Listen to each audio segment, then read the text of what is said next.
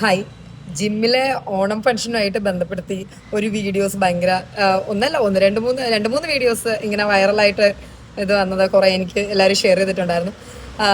അത് സത്യമാണ്. നമ്മളൊരു ഓണം ഫംഗ്ഷൻ എന്ന് പറഞ്ഞ സംഭവം എന്ത് സത്യം, ഓണത്തിന് മുമ്പ് തന്നെ തുടങ്ങണം, അല്ലെങ്കിൽ ഓണത്തിന് മുമ്പ് തന്നെ പ്ലാൻ ചെയ്തുകൊണ്ടിരിക്കുകയാണ്. ഒന്നും നടക്കുന്നില്ല.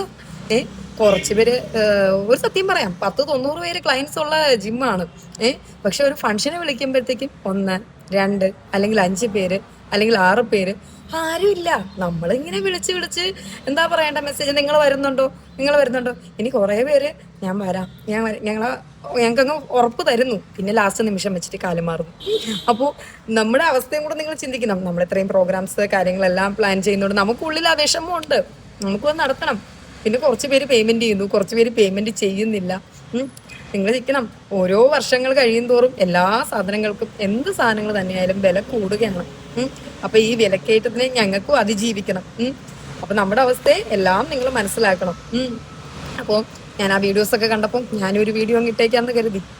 അപ്പം ഒരു ജിം ട്രെയിനർ എന്ന നിലയ്ക്ക് എൻ്റെ ഉള്ളിലെ വിഷമവും കൂടെ നിങ്ങൾ മനസ്സിലാക്കണം. നമ്മൾ എന്തിനാണ് ഫംഗ്ഷൻ വെക്കുന്നത്? അടിച്ച് പൊളിക്കാൻ, അല്ലാണ്ട് എന്താണ്? അപ്പോൾ ഈ ഒരു ആകെ നമ്മളെ ജിമ്മിലൊക്കെ ഏറ്റവും കൂടുതൽ എല്ലാവരും നന്നായിട്ട് ആഘോഷിക്കുന്നത് ഓണം ഫംഗ്ഷനാണ്.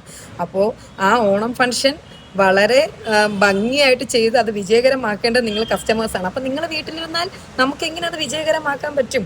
എന്നും വർക്കൗട്ട് മാത്രം ചെയ്താൽ മതിയോ? ഡെയിലി വന്ന് വർക്കൗട്ട് ചെയ്യുക, വീട്ടിൽ പോവുക, വീണ്ടും വരിക, വർക്കൗട്ട് ചെയ്യുക, വീട്ടിൽ പോവുക. അപ്പം നിങ്ങൾക്കൊരു എൻജോയ്മെന്റ് വേണ്ടേ? നിങ്ങളും കൂടെ പരസ്പരം എല്ലാവരും പരിചയപ്പെടാനും, അല്ലെങ്കിൽ രാവിലെ വരുന്നവർ വൈകിട്ടുള്ളവരെ കാണുന്നില്ല, വൈകിട്ടുള്ളവർ രാവിലെ കാണുന്നില്ല. അപ്പോൾ ഇതെല്ലാം നിങ്ങൾക്ക് കമ്പനി ആവാനും ഒക്കെ ഉള്ള ഒരു സമയമാണ്. അപ്പോൾ അത് മാക്സിമം ഉപയോഗിക്കുക. അതിൽ നിങ്ങളെ കോപ്പറേറ്റ് ചെയ്യുക, അതാണ് മെയിൻ കാര്യം. ഓക്കെ.